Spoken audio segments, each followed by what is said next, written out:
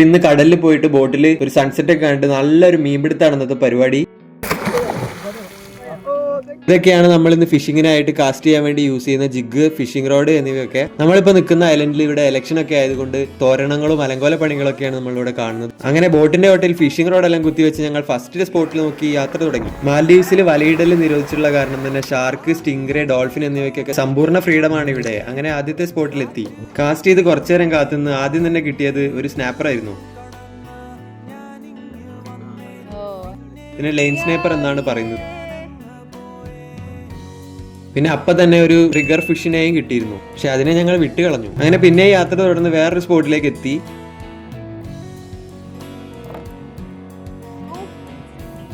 അവിടെ എത്തി കാസ്റ്റ് ചെയ്തപ്പോ അവൾക്ക് കിട്ടിയ ഒരു വേറെ സ്നാപ്പറിനെ കണ്ടോ?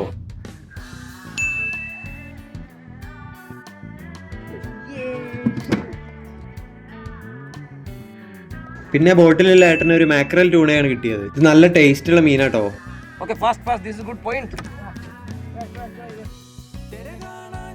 പിന്നെ ഫെമിലിയർ ആയിട്ടുള്ള ഒരു ഗ്രൂപ്പർ ഫിഷിനെ കിട്ടി. അതും ചേട്ടന്മാർക്ക് തന്നെയാണ് കിട്ടിയത്. കുരുങ്ങിപ്പോയ ചൂണ്ടയിൽ നിന്നും അതിനെ രക്ഷപ്പെടുത്തി ബക്കറ്റിലിട്ട് അടുത്ത സ്പോട്ട് തേടി ഞങ്ങൾ യാത്ര തുടങ്ങി. നേരം സൺസെറ്റ് ആവാറായിരുന്നു. വലിയ മീനിനെ കിട്ടുമെന്ന് പറഞ്ഞ് വലിയൊരു ഷാർക്കിനെ തന്നെയാണ് ചൂണ്ടയിൽ കുടുങ്ങിയത്. പക്ഷെ നമുക്ക് അതിനെ എടുക്കാൻ പറ്റില്ലായിരുന്നു, കാരണം ഇല്ലീഗലാണ്. മാത്രമല്ല സ്റ്റിംഗ്രെ, അതായത് തെരണ്ടി, അതിനൊന്നും ഇവിടെ പിടിക്കാൻ പറ്റൂല. ഈ ഷാർക്ക് ചേട്ടനെ ചുറ്റിക്കുന്ന ഒരു കാഴ്ചയാണ് നമ്മൾ കാണുന്നത്. ചൂണ്ടയും വലിച്ചുകൊണ്ട് പോവുകയാണ്. അതിന്റെ കൂടെ തന്നെ നമ്മൾ ബോട്ടും പുറകെ വെച്ച് പിടിച്ചു. കുറെ നേരത്തെ ഫൈറ്റിന് ശേഷം ഒന്ന് ബോട്ടിനടുത്തേക്ക് എത്തിച്ചപ്പോഴത്തേക്കും പിന്നെയും അത് ചൂണ്ടയും വലിച്ച് കടിച്ചുകൊണ്ട് പോയി. ഇതിനിടയിൽ ചേട്ടന്മാർ ധാവണി ധാവണി എന്ന് പറയുന്നുണ്ടായിരുന്നു.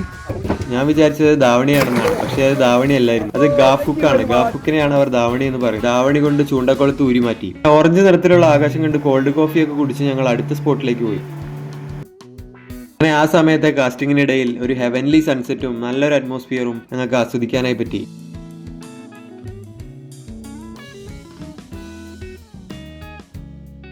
പിന്നെ റീഫിഷിനെ കിട്ടുമെന്ന് പറഞ്ഞുകൊണ്ട് ഞങ്ങൾ വേറെ സ്പോട്ടിലേക്കാണ് നീങ്ങിയത്.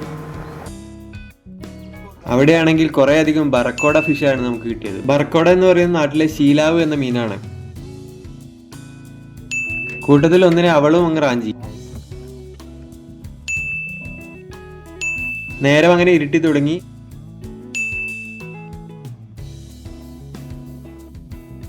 ടൂണയുടെ കുടുംബത്തിൽപ്പെട്ട ഒരു മീൻ കൂടെ അങ്ങനെ ബക്കറ്റിലായി. അങ്ങനെ ബക്കറ്റ് നിറച്ച് ഏകദേശം 3/4 ഭാഗത്തോളം ബക്കറ്റ് മീനുമായി ഞങ്ങൾ തിരിച്ചു മടങ്ങുകയാണ്. ഈ കാണുന്നത് ഞങ്ങളുടെ ഐലൻഡിൽ വളർത്തുന്ന ഒരു സ്റ്റിംഗ്രെ ഫാമിലിയാണ്. ഇത്രയും മീനുകളെയാണ് നമുക്കിന്ന് കിട്ടിയത്. ഇതിനെ ഭാഗം വെച്ച് വീട്ടിൽ കൊണ്ടുപോയി മുറിച്ച് പൊരിച്ച് അടിച്ചു.